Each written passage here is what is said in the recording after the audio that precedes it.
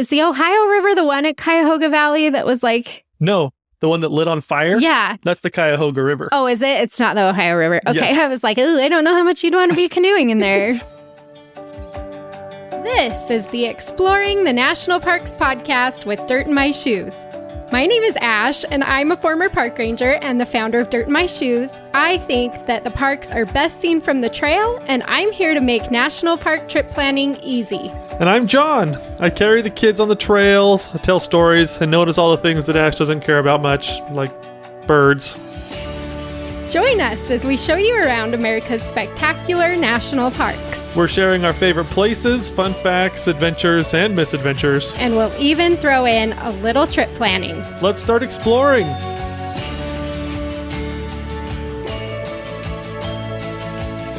So I got this email this morning that made me pretty grumpy. So we have been planning to do this episode today for a while. Right. And we want to talk about the next national park contenders, right? The ones that people are saying that may become national parks next. Right. I don't know. Who knows when? Right. So, it's kind of an exciting conversation sometimes. You have to, you think, which monuments are up and coming, or which ones have the most visitation sometimes, and things like that.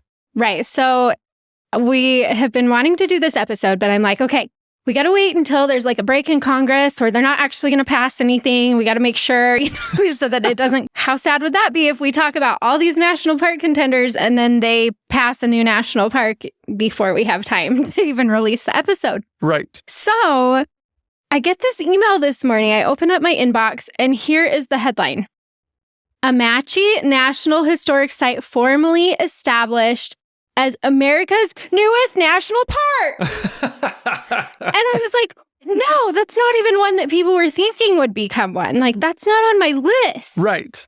And so I'm looking at this Amatchi National Historic Site, and they have a picture of it, and it looks super cool. I love historic sites. They're awesome.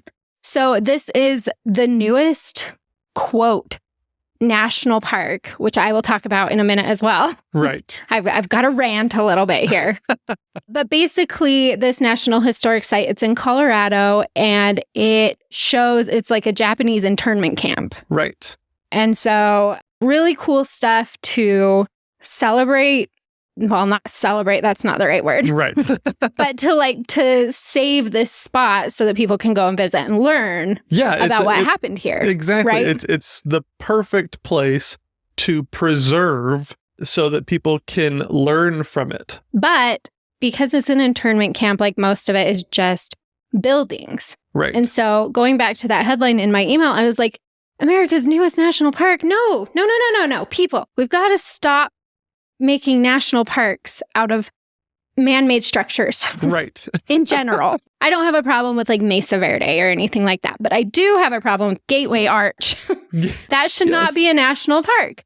It should be a memorial or a historic site or something along that line. Right. So anyway, I get this email and I'm reading through it and I'm like, wait, because a lot of times they'll take historic sites or monuments or memorials or anything like that and upgrade them into an actual national park. Mm-hmm.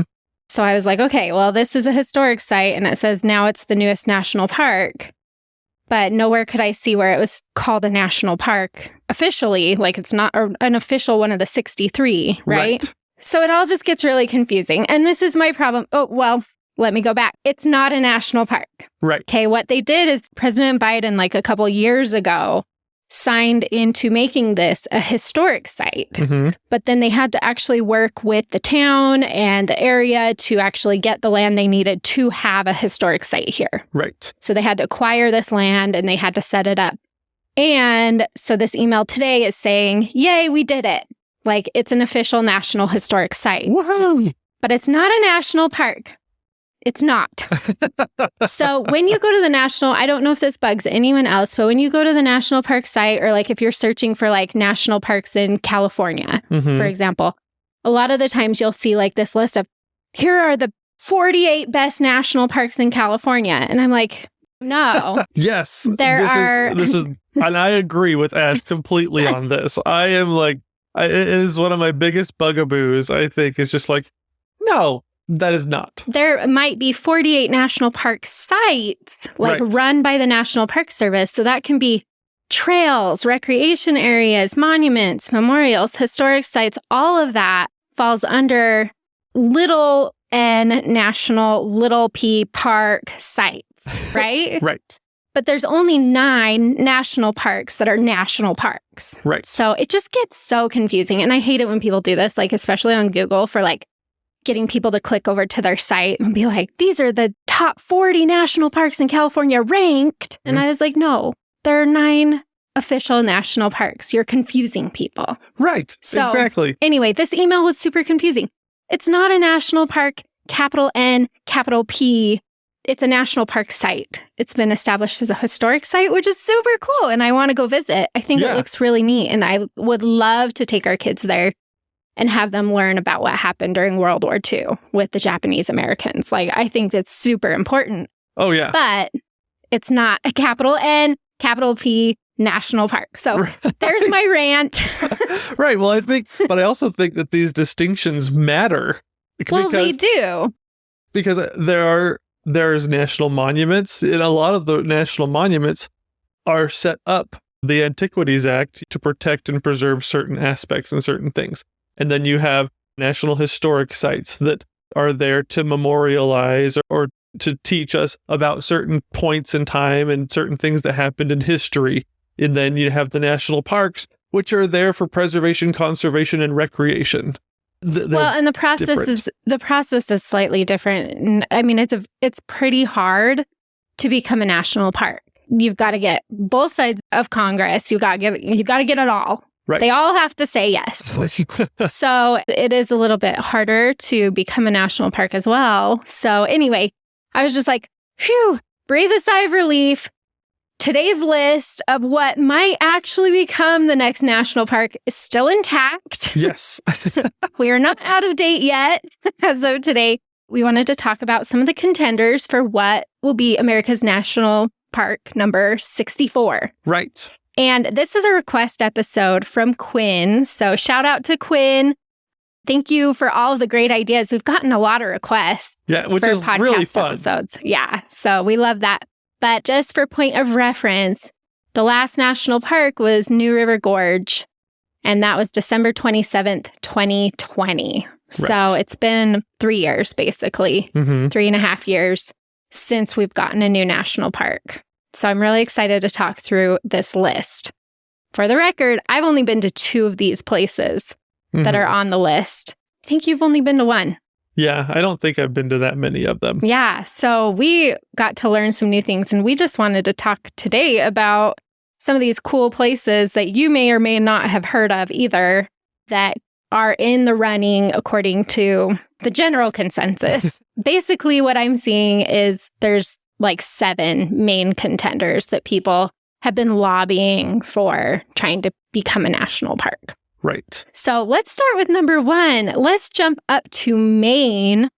And I love Maine. It deserves another national park. You know what? This is one I would love to go to. Yeah. Too. Like, I think this one has the quintessential, like, this is Maine vibe. So we are talking about Katahdin Woods and Waters National Monument.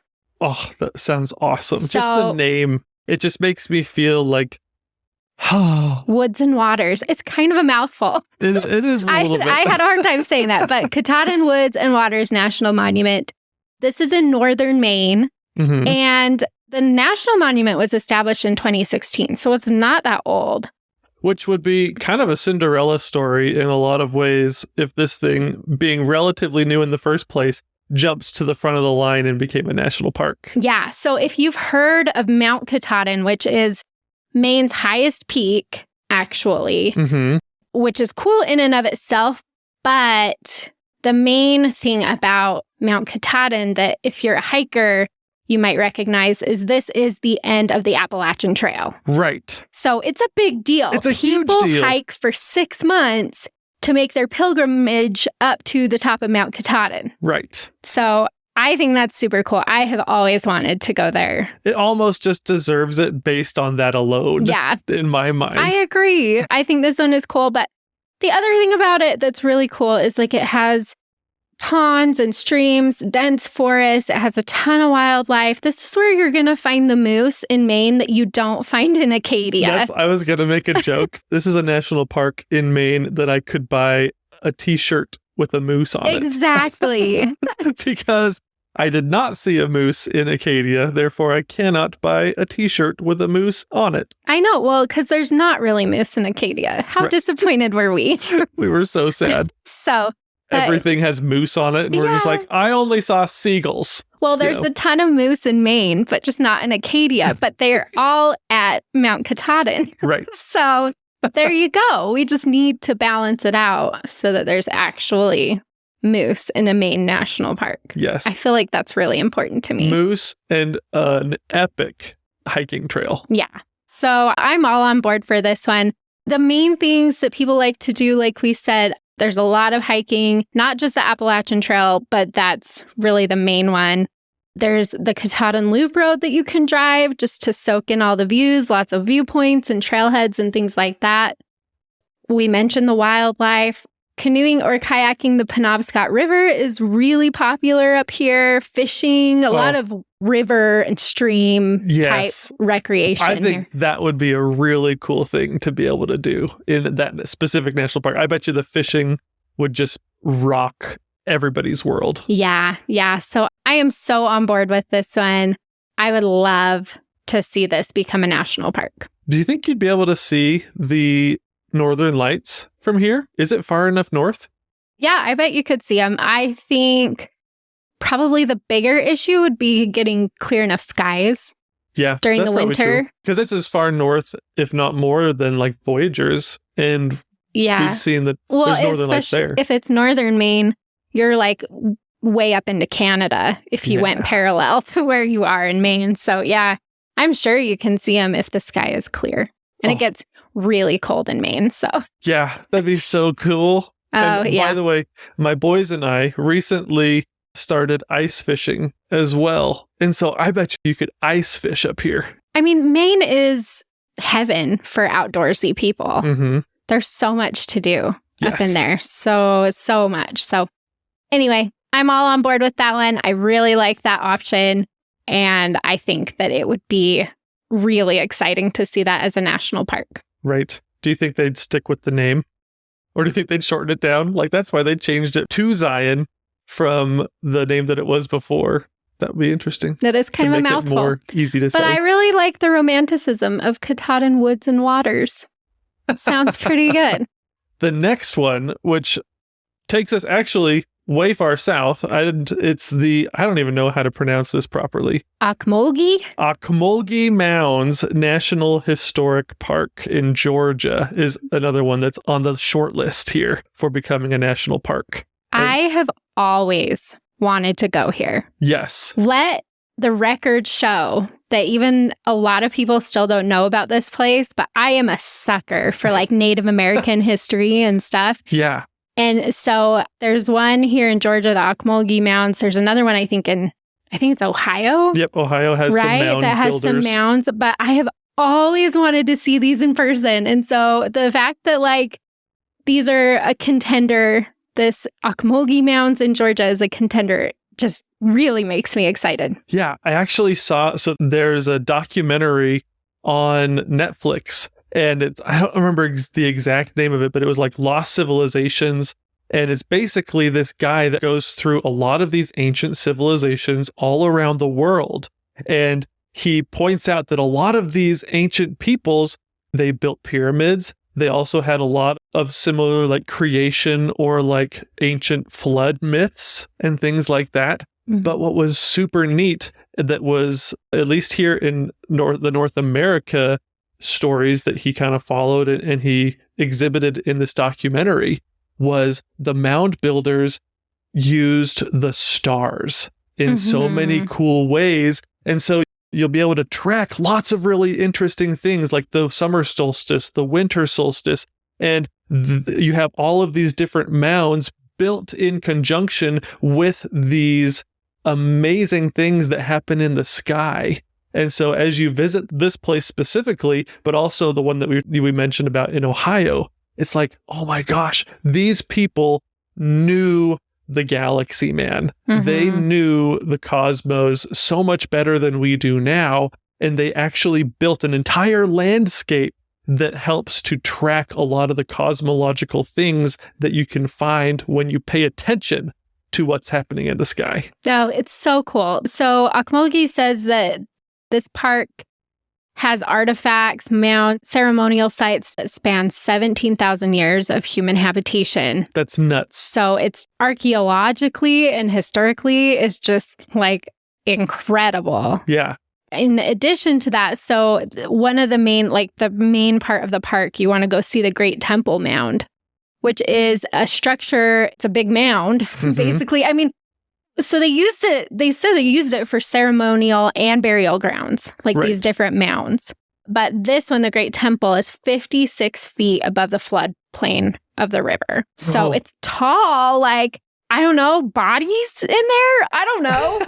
What's in there? I've never been there. I want to learn more. But yeah, so they just said archaeologically, it's just so cool. Yeah. But a huge span of human habitation, which is crazy because like Mesa Verde, for example, so the Pueblo houses, like structures that are under the canyon, not on top. There's the stuff on top goes back a little further, but the stuff like under the canyon is a very small blip in time, like hundreds of years. We're not even in the thousands at all. No. And so I think it's like 600 years, which is just crazy. Yeah. Right? to like, and I love Mesa Verde. It's so cool. But to think that we could protect an area as a national park that has 17,000 years of archaeology and history and human habitation is just so cool to me. Oh, yeah. Honestly, I just want it all to be national parks. I know. This list is really cool. That's so neat. And what an awesome way to celebrate the ancient history of North American cultures. I mean, that is our history of people in North America, right? It's all the Native Americans. Yes. So when you go to Europe and you're like, oh, we don't have very much history. We have a ton of history. We have a ton of history here. Exactly. It's just they built mounds instead of cathedrals. Yes. Do you know what I mean? They were figuring out the stars, man. And it was their history. It's so cool. So a few things that people like to do here. I mentioned the Great Temple Mound, which is the largest and most prominent one. You can hike to the top of it. So that's really cool. The Earth Lodge, which is reconstructed to show you kind of how they lived, what types of ceremonies they did, stuff like that. There's some hiking, not much, but some. Bird watching is really popular here. Ranger-led programs are a big deal. Places like this where the rangers are interpreting the history and the way of life. Just like you have to jump in on one of these. It's not the same if you don't jump in on a ranger-led tour somewhere where it's talking about human history. Right, exactly. I feel like you would miss so much. You wouldn't even know what you were looking at. Yeah. It would probably be on our very short list of our favorite national park ranger programs. Yeah. Because it's just like when you go to Chaco Canyon or when you go to Mesa Verde, these people have such a depth of knowledge about what you're seeing because honestly, all you would be seeing is what would look like a grassy knoll. Yeah. Yeah. I mean, that's what the pictures look like. I'm like, oh, that's interesting. Exactly. But a lot of these mounds are built, it's a different kind of soil so that it can stand so differently than everything around it. And how is it still standing? Right. I mean, that's the thing. So with the Great Temple Mound, it was talking about how it's 56 feet above the floodplain of the river. And so just the fact that it's still there when it's like that close to a river or in a floodplain or that would erode so fast if you didn't build it right. So I love that. The other cool thing about Ocmulgee Mounds is that they do special events and festivals throughout the year to celebrate the archaeology, to celebrate the culture, stuff like that. And so if you can plan a trip during one of those, even better. Oh, that would be so cool. Those are people's favorite things to do at Ocmulgee Mounds national historic site. Right. And I am here for it. Yes, I'm here for it. And just so in case anybody wants to watch that Netflix series, the episode that I was talking about, the show is Ancient Apocalypse by Graham Hancock. I feel like if you have any conspiracy theories, like just share them with John. He'll be with you on that. Oh he my likes gosh. a lot of stuff like that. I really enjoy a good conspiracy theory. It's so much fun. Yes. This is one that's true, guys. Yeah, this is not a conspiracy theory. It's alive over here in Georgia. You can actually go see it. So cool. Okay, the third place that is on the contenders list for being a new national park is the Tongass National Forest in Alaska. Anything in Alaska should be a national park. I know. Alaska has so much acreage that is already set aside. I know, it's true. It's almost unfair. Although Alaska is huge, so right. It's fine. I'm fine with this. So Tongass National Forest is 17 million acres. Oh my gosh. It's the largest national forest in the country. Right. And it's in Southeast Alaska. So this is one that I have been to. And I don't know if you've been there because I did not go with you. This is when I was working in Glacier Bay. I spent a lot of time in Southeast Alaska. And so this national forest is down by Juneau. Mm-hmm. It includes probably like something that you would recognize, whether you've been there or not, is the Mendenhall Glacier that's right outside of Juneau. It's super close to Juneau. Right. So Tongass National Forest includes this Mendenhall Glacier area plus 17 million more acres. So just added a couple of zeros on, and then you're talking real size. If they protected this whole national forest, which honestly I doubt they would, but if they did, it would make it the largest national park in the country. Really? Yeah. You've got Wrangell St. Elias in Alaska, which right now is the largest national park in the country, and that one's around 13 million. Geez, so this is significantly larger. It is. But here's the thing. So I do not have a problem with this becoming a national park. Like, I am all for it. I think it'd be amazing. But this is a national forest, so it's not actually within the national park system at all right now. You can use the land in a national forest very differently than you can use it in a national park, which is why I think it would be kind of a stretch to change this national forest into a national park.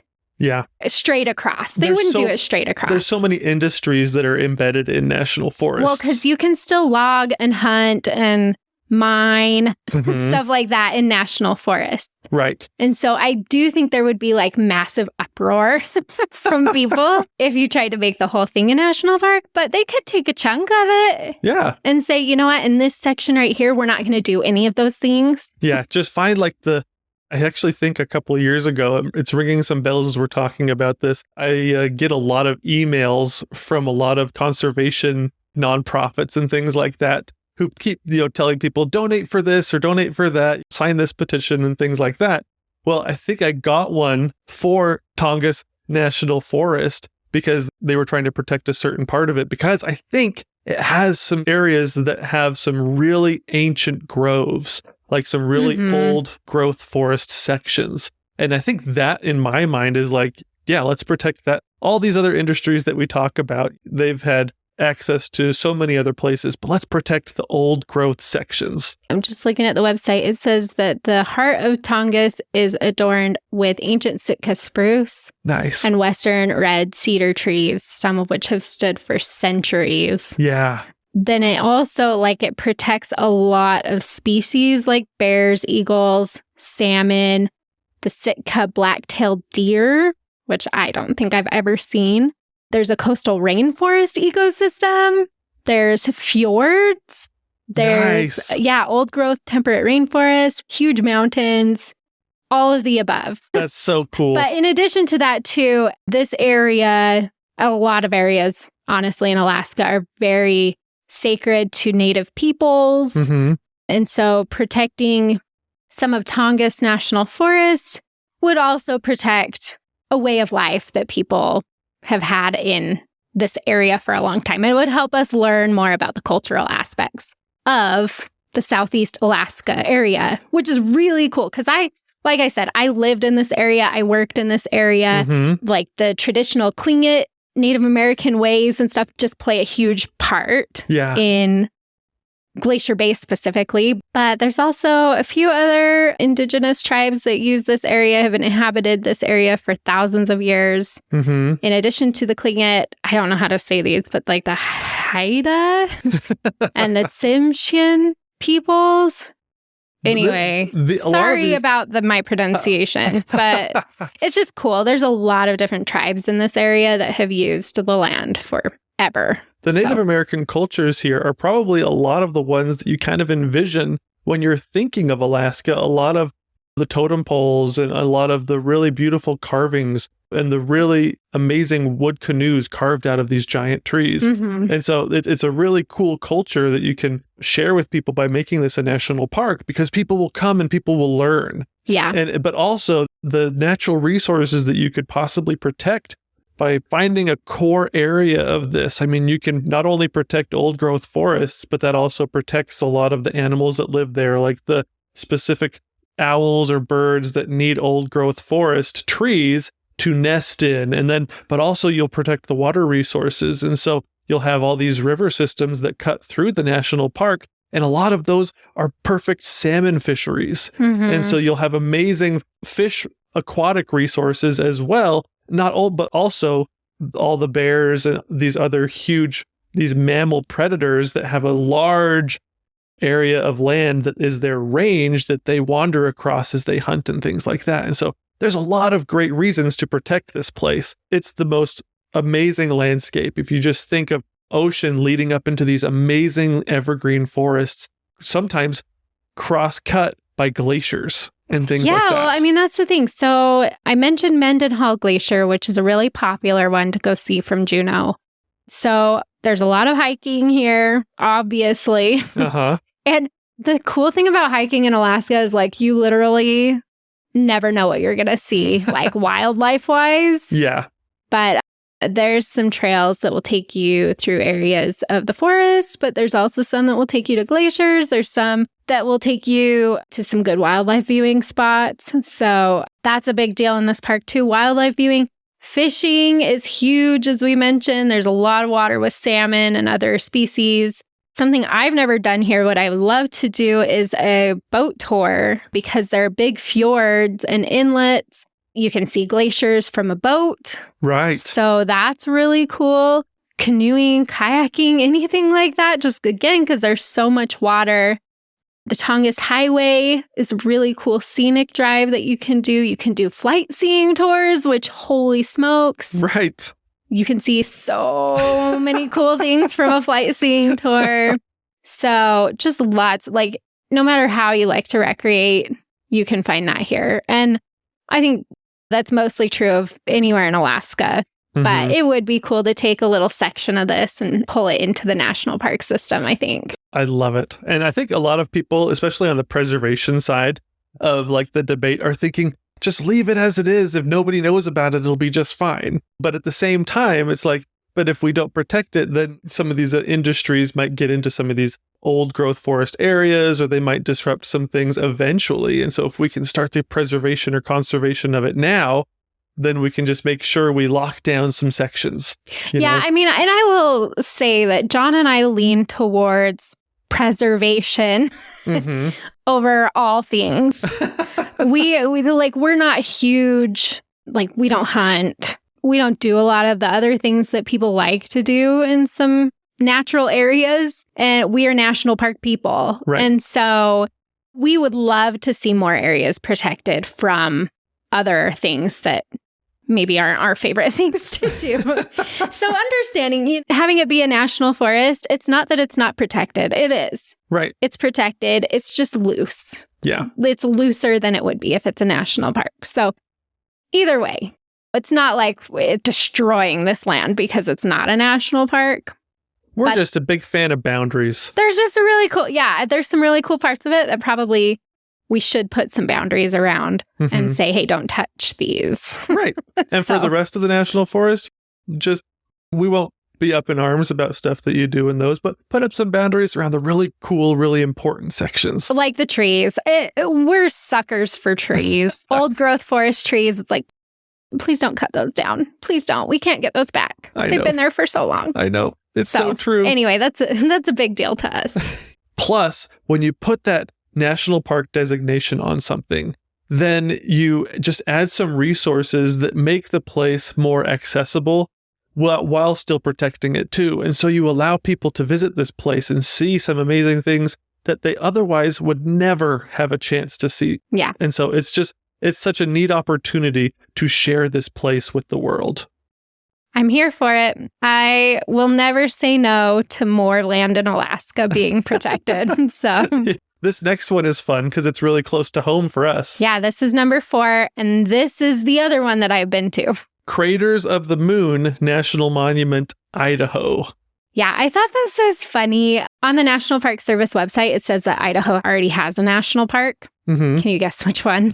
Because Yellowstone. Yeah, there's I don't know, 10 feet of land of Yellowstone in Idaho. So they count it.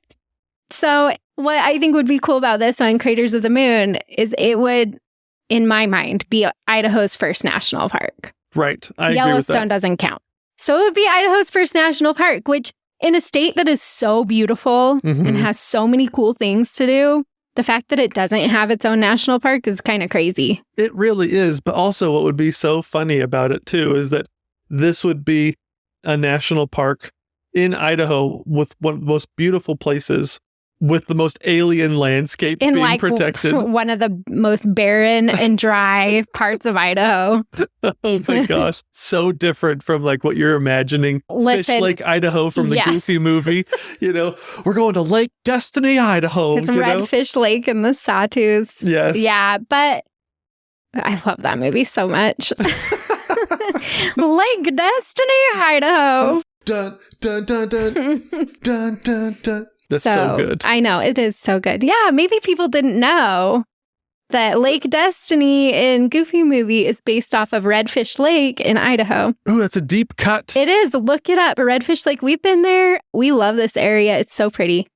This is not the area of Idaho we're talking about for Craters of the Moon. There's a lot of ugly parts of Idaho too. Yes. We live really close to Idaho. We spend a lot of time in Idaho, but Craters of the Moon is in the less pretty part of Idaho, but it's a volcanic park. And so you expect it to be a little bit more barren and dry and just with all that molten rock everywhere and stuff. So that is why this place is so cool, because it's this incredible lowland desert among all of these amazing, beautiful mountains in different sections. But it's really cool. But you just drive through this part of Idaho, and that's what it is for a lot of people, is just a drive-through place. You drive past this on your way to Sun Valley, which is a beautiful ski resort area, the Sawtooths, or you drive through it on the way to Yellowstone if you're going the other direction. But what you don't notice, because it's not a national park yet, a lot of people are like, Craters of the Moon National Monument. I'm going to a national park, so I'm not going to stop. That, which we've been guilty of before. Right. And also, I have driven through Idaho so many times, growing up and heading to Yellowstone, stuff like that. And off of I-15, you'll see a sign for Craters of the Moon where you turn off, and you're not anywhere close to Craters of the Moon. You still got to drive for a while after you turn off. But there's also a rest area near that sign. This is the funniest thing. It's a really cool rest area. It's my favorite rest area in the whole world because it's like a mound with grass on it. When you go into the rest area, you're it feels like you're going underground, a little hobbit hole. So I love that rest area, but and it's kind of volcanic around it. There is volcanic rock around it and stuff.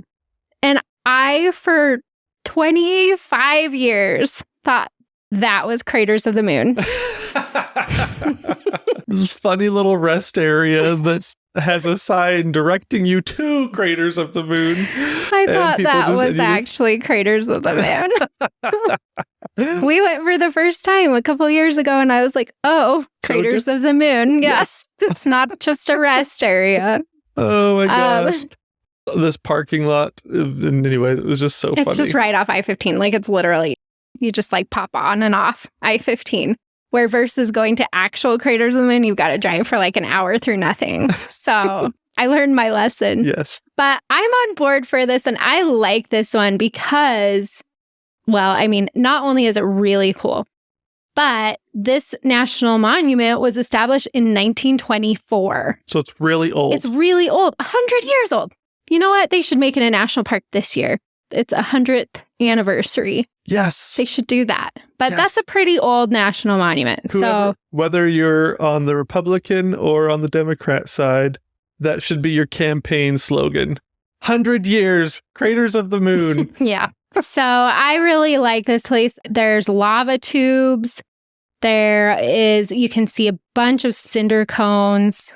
It's volcanic. You're looking at volcanoes. That's one of my favorite things about this is you literally are driving across an ancient, destroyed landscape because of giant volcanic activity. And you get to explore the remnants of all of these volcanoes. You can hike onto cinder cones and see where the lava spewed out of, and you can look down into it. And you can see different kinds of volcanoes. Not all volcanoes are created equal, and they're not all the same because different lava has different consistencies, different properties, and so that affects the way that the volcano forms. There's just so much to learn about the way the world works from the inside out, and it's so cool. I remember what I thought was really cool is from the visitor center parking lot, you look across and it's just volcano. Mm-hmm. I mean, they're cinder cones, but it counts. You can see a whole bunch all in a row. It's like its own mountain range, small mountain range of cinder cones. Yeah. Which I just think is really cool. Yeah, and geology-wise, it's a huge deal. Yeah. It's really neat. You learn so much from all the different placards and things, and you can stop in the visitor center and they can teach you some awesome stuff. But what blew me away as we're driving through this desolate landscape, I was blown away by the trees. I could not believe that there was a limber pine forest literally popping up out of lava. I mean, they're nothing compared to redwood trees. An actual forest of trees. Right, exactly. They're pretty far apart. They're way bigger than you would expect and way more of them you would expect. And it just blows my mind. These big pine trees literally coming out of lava.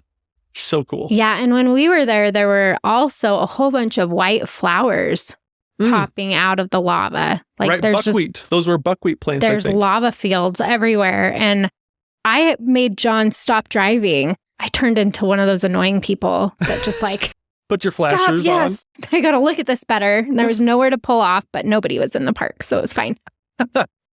But yeah, I was just my mind was really confused because there's all these beautiful flowers popping out of the really black lava field. Yeah. And I was just am I seeing what I think I'm seeing? This is crazy. It was super cool. And you've got this super harsh landscape, and then you have all of these awesome, cool plants that are just hold my beer. They can handle the heat. They can handle the lack of water, this desert heat, and then the cold that comes in the winter. It's just, these are the toughest plants in the world. Yeah. So some of the things that you'll want to do at Craters of the Moon, there's a 7-mile loop road that you can drive that takes you to a bunch of stuff. That's where I made John stop driving so I could look at the flowers.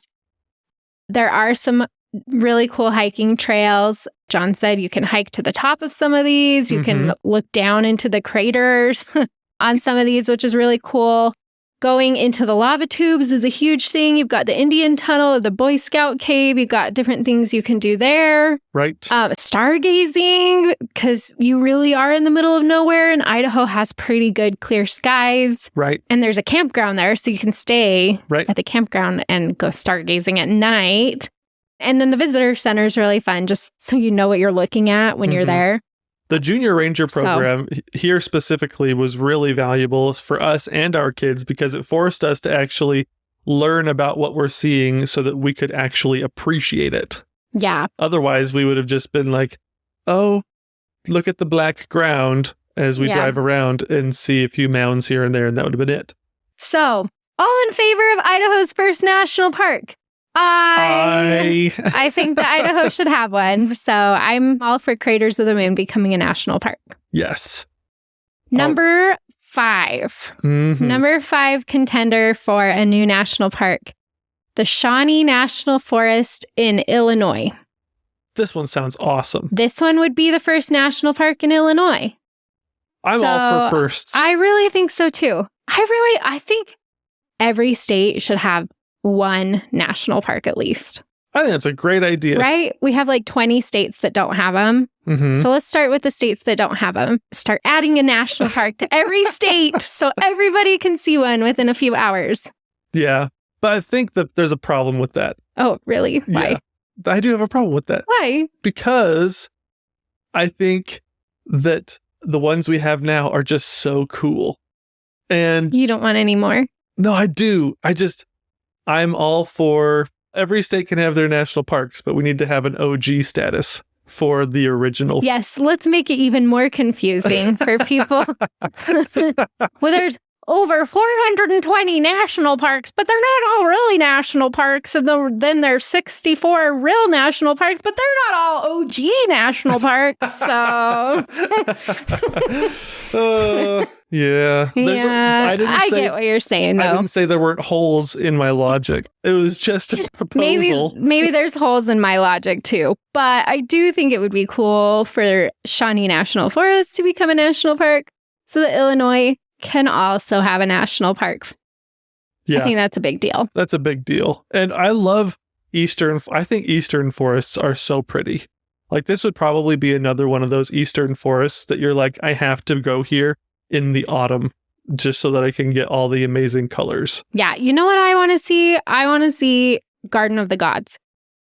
Which there is a Garden of the Gods in Colorado, so that's a little confusing too. But Garden of the Gods in Shawnee National Forest, this is a wilderness area. It says there are colossal sandstone formations. Ooh. And it looks, it's really cool. If you look at pictures, it's like all these just rocks coming out. And I love rocks coming out when you don't expect it. There's natural arches, which I think really sounds cool. There's balanced rock, which sounds cool. So I'm all for, we're from Utah. We're used to weird rock formations and stuff like that. And this sounds like along that same vein, just with more greenery and not in the West, which would be kind of cool. That sounds really cool. That sounds super fun. And this place isn't small either. It's 280,000 acres. That's bigger than a lot of national parks. Yeah. So I'm all for that. I think Zion's around like 150. So that's interesting. Yeah. So. You know, it's because a lot of Eastern national parks have a whole lot of private land like dotting within them. I wonder how much of this, like how many of those inholdings there are. Yeah. Kind of like Cuyahoga. Yeah. How interesting that one is, where it's like there's a little town in the middle of the national. Canada does their national parks that way.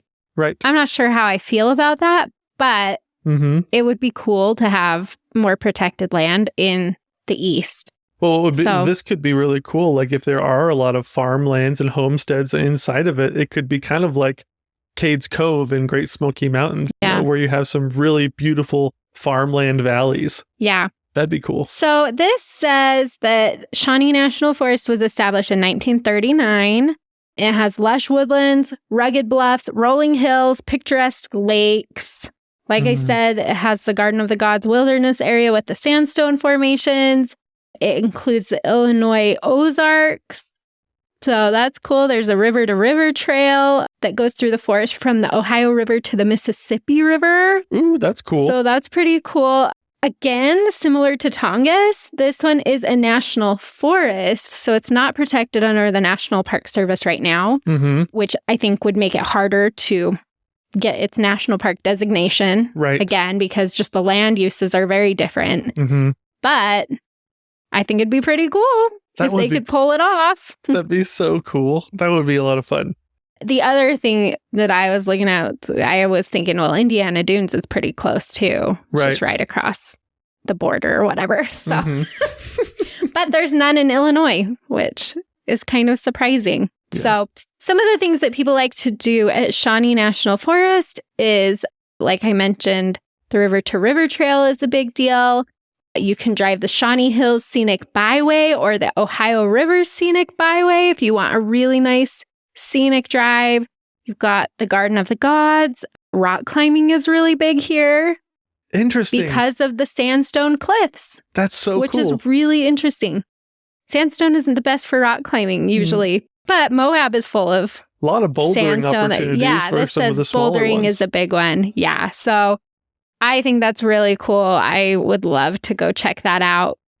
Fishing, because you've got all those big rivers in this area. So fishing, boating, canoeing on the Ohio River, like that's a big deal. Question. Huh? Is the Ohio River the one at Cuyahoga Valley that was like... No, the one that lit on fire? Yeah. That's the Cuyahoga River. Oh, is it? It's not the Ohio River. Okay, Yes. I was like, ooh, I don't know how much you'd want to be canoeing in there. Or eating the fish that come out of it. Okay, wrong river. So that's good. Right. Horseback riding. People love to go horseback riding.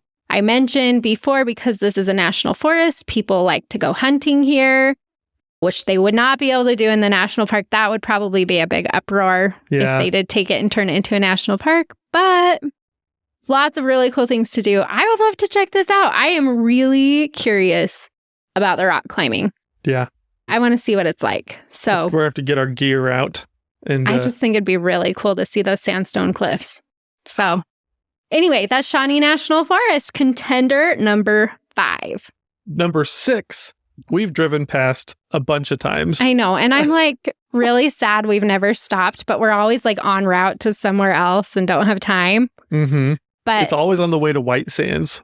So number 6 is Chiricahua National Monument in Arizona. Right. This is located, so if you're driving from like Saguaro to White Sands, you're driving along the highway or the freeway there, you'll see the turnoff to Chiricahua. And we've seen it so many times. And we've never turned off.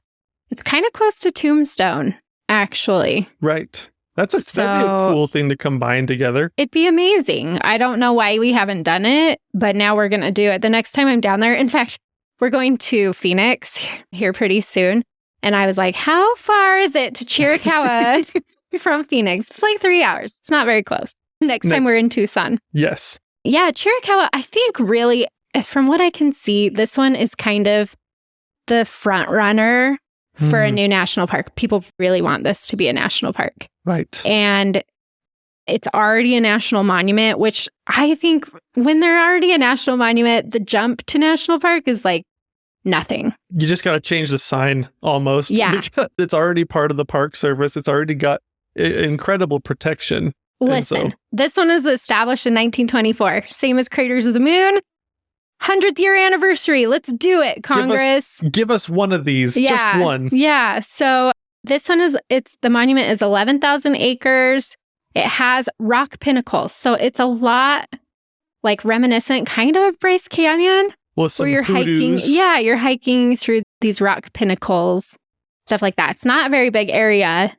Another thing that I know about it that I've never stopped, again, I haven't looked into this very much, but I know that for the Native Americans and stuff, it's very culturally significant in that area as well. So pretty cool. One thing for me that I think is super spectacular, and I loved this about Big Bend. I love it with all desert national parks. I love desert national parks that have black bears.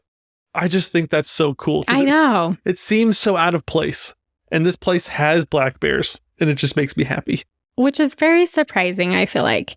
You know what else it has that I've literally never heard about? What? Cody Mundy's. Sounds Cody like Mundy's. some guy's name. Cody Mundy's. Present. Some people just call them Cody's. So they live in the trees. They're mostly in South and Central America, but they can be found in Arizona and New Mexico. Okay. And they're related to the raccoon. Oh, are they like ringtail things? They're ring-tailed. It says they're the size of a large house cat.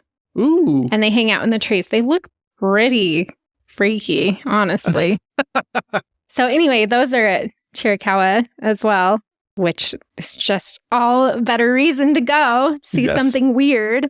But yeah, so this one just, I think it looks really cool. It's one of those places I wish that we have stopped at before. But yeah, it's volcanic too, which is, I think, really interesting. It says There were massive volcanic eruptions 27 million years ago that led to the creation of those hoodoos. Nice. So it's different than Bryce Canyon. Yeah, Bryce Canyon's Canyon not volcanic at all. So that'd be super cool to see those spires because they would probably look super different. Yeah. I wonder if they would look kind of like the pinnacles that you see at Crater Lake. Because those ones are volcanic. Probably more like that. I've seen pictures. I'm trying to compare in my mind. But yeah, so they're not created the same as the ones in Bryce Canyon, but it does feel reminiscent of like hiking through hoodoos. So sweet. Pretty cool. What people like to do here, the Echo Canyon Trail, the Heart of Rocks Loop, Big Balanced Rock Trail. Those are really popular for hiking. There's the Bonita Canyon Scenic Drive that will take you to some viewpoints and trailheads. Rock climbing, again, anywhere you have rocks coming out of the ground, like people are like, let's climb that. Yeah, you'll find people that are excited about that. Yeah, so I would love to check that out. Stargazing. Man, stargazing in Arizona. Does it get any better? I don't think it gets any better. It doesn't, not really. Stargazing and sunsets. So I bet they have really cool sunsets too. They have the Faraway Ranch Historic District, so you can learn more about that. And overall, I really am sad that I've never been there. So 100th year anniversary, baby. Let's turn it into a national park. I love it. Okay, for this last one, we're going back east. Yeah, this one looks pretty cool. This one's really interesting. The Delaware Water Gap National Recreation Area. This one straddles the boundary between New Jersey and Pennsylvania. Which was really misleading to me because it says Delaware in the name. I was like, it's in New Jersey? I know, it's like the most confusing name. There will be people that go to Delaware Water Gap National Recreation Area and they'll be in Delaware and they'll be like, what is this? Sorry, you need to go to New Jersey. So yeah, this one looks pretty cool. National recreation areas are really interesting because you can do a lot in national recreation areas. Mm-hmm. So this one, I mean, the big thing here is the water. And it was established in 1965, so it's not super old. It is in Appalachian Mountains. So you get cliffs and scenic overlooks, and then you get the river. The Appalachian Trail goes through here. Nice. So another point for that one. The thing that I saw that I thought was really interesting about this one, people said, maybe this one is a contender, like they've been wanting to turn it into a national park. Some people have, but it's very similar to New River Gorge. That's what I was wondering because that's a big river rafting park. Yeah. And so I was wondering if this one cuts through the Appalachian Mountains, if it has some similarities in regards to recreation. And even the pictures, it was like, that does look like New River Gorge in a lot of ways. From what I've seen, that's kind of a point against it. Since New River Gorge was the last one to be made, it was like, why would we protect something that looks about the same? Interesting. But people want it. And obviously, it's not the same. It's going to be different. Plus, Joe Biden's home state is Delaware. So... Yeah, but this one's not in Delaware. Right, but maybe he won't know that. He's just really excited. He'll campaign on re-election about getting national park for his home state. Oh my gosh. That would be awesome. So other things I think would be really cool about this, it's really close to like New York City and Philadelphia, which I just feel like I don't know. That's interesting. It's kind of cool when a national park is close to like such a big population center, just because there's so many people that could access it and enjoy it. Right. Without having to take a big long trip or spend a lot of money. Like you've got people who can just go for the day. Right. And commune with nature and relax their souls. And despite the fact that sometimes national parks feel really busy, we do actually need to add a lot of people to the crew. We need more national park people. And so we want anybody that we can get to join the club, to come camping and hiking and do outdoor stuff. Just means that we get to protect more of these places and people take advantage of them and they appreciate them more. And I love like Cuyahoga Valley being so close to Cleveland. Yeah, because then you have all those people who are like, we love the national parks. Yeah, or Indiana Dunes being so close to Chicago. Yeah. It's actually really cool and really important to have some of these national parks easily accessible, especially back east, when a lot of times the feeling is like, all the national parks are back west. Mm-hmm. And so this would be great to have one right along the East Coast. Yeah, I agree. I think that'd be really cool. The other thing that sounds really cool about this one is that it does have a lot of prehistoric Native American settlements or evidence of. It played a huge role in the development of transportation and industry in the 19th century. So you've got some really cool cultural heritage there as well. Nice. In addition to the Appalachian Trail and the waterways. Nice. So what a lot of people like to do here, there's, again, lots of good hiking. Obviously, if you're in the middle of the Appalachian Mountains, there's going to be good there's hiking. going to be some good hiking. So people like to do the Mount Tammany Trail, the Appalachian Trail, McDade Recreational Trail. You've got some good scenic drives like Delaware Water Gap or the Old Mine Road were the ones that people really like. And then you just got like a ton of river recreation, kayaking, canoeing, tubing, which I love tubing. Tubing would be awesome. Yeah, so lots of good stuff to do in the Delaware River right there. That's why it's called the Delaware Water Gap. Right. It's the Delaware River. Nice. That makes Connection made. So right. That's an option. You've got good wildlife watching here. A lot of people love to fish.